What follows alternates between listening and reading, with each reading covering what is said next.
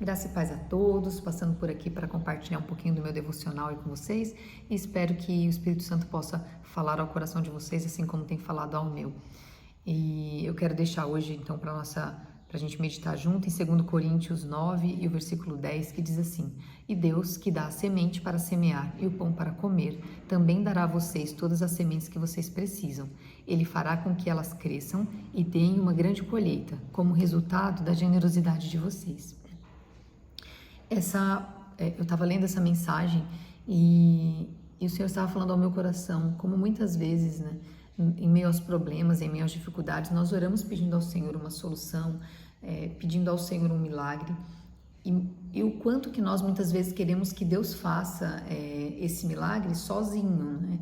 Então, a gente quer uma ação unilateral. Eu quero que Deus faça esse milagre na minha vida sem que eu tenha que fazer nada. Então, eu gostaria que o Senhor me livrasse do processo e ainda trouxesse o milagre sobre a minha vida.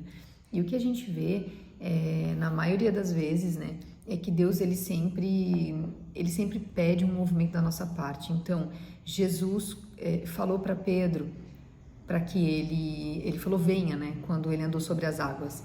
E não foi assim, Jesus andou na direção dele apenas. Jesus pediu que ele também viesse. Então, pediu que ele tivesse uma ação em direção àquilo que Deus estava dizendo para ele. E assim como também, deixa eu pegar aqui a passagem, quando Jesus ele dá ordem para Lázaro, né, para que ele se levante ali da morte para a vida, quando Lázaro é ressuscitado, Jesus pede para que os discípulos retirem a pedra.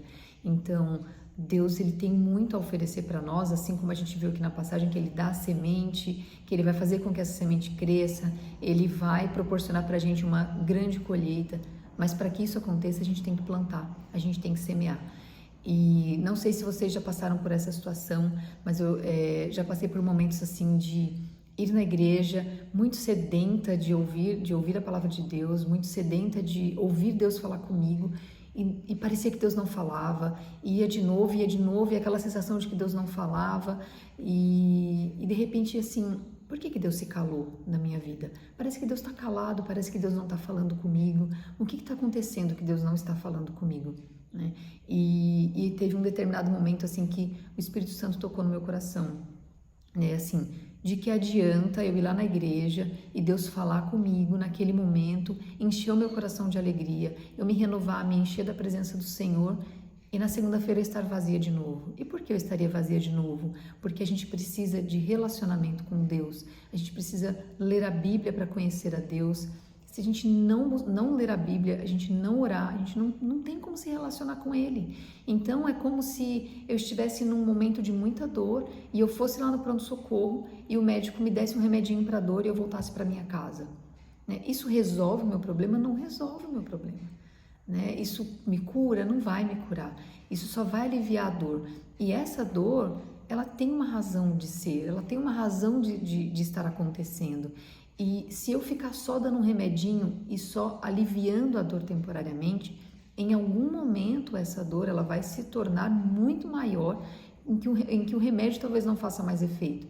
Porque eu não posso simplesmente ficar ali aliviando, mascarando. Eu preciso de fato tratar aquilo que eu estou sentindo. Eu preciso tratar. A dor ela é um sintoma e ela está me dizendo de que tem algo acontecendo no meu corpo e que eu preciso cuidar e que eu preciso tratar.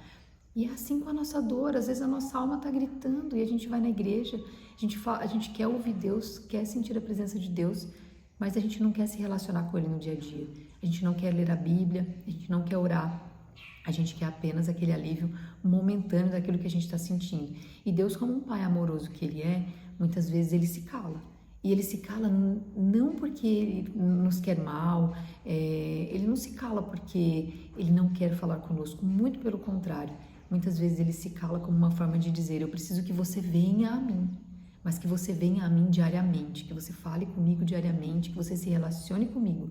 E que quando você vier aqui na minha casa, que esse seja um momento de adoração, seja um momento de gratidão. E sim, você pode ir na igreja e buscar a Deus no momento em que você estiver doente, né? Mas você não pode se relacionar com a igreja como se ela fosse um pronto-socorro.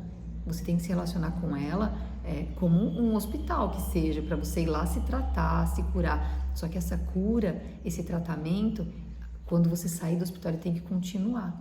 Se o médico passa para você e fala, olha, você vai tomar um antibiótico por 15 dias e te dá alta para casa para você continuar tomando o antibiótico e você interromper ele, você não tem tratamento.